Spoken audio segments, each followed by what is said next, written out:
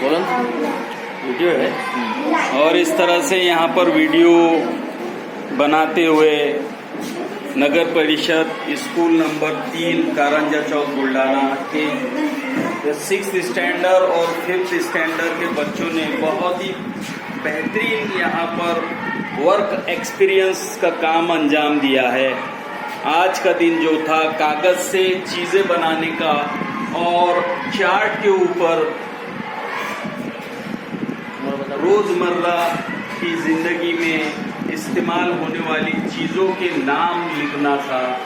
یہ سارے نام بچوں نے بہت ہی بہترین طریقے سے یہاں پر بنائے ہیں.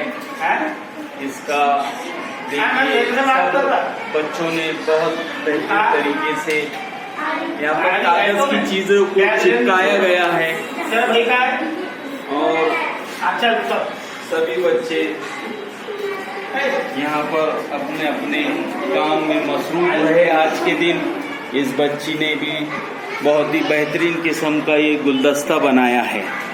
اب اسی کے بعد ہم آگے بڑھتے ہوئے ادھر کی کلاس میں جائیں گے جہاں پر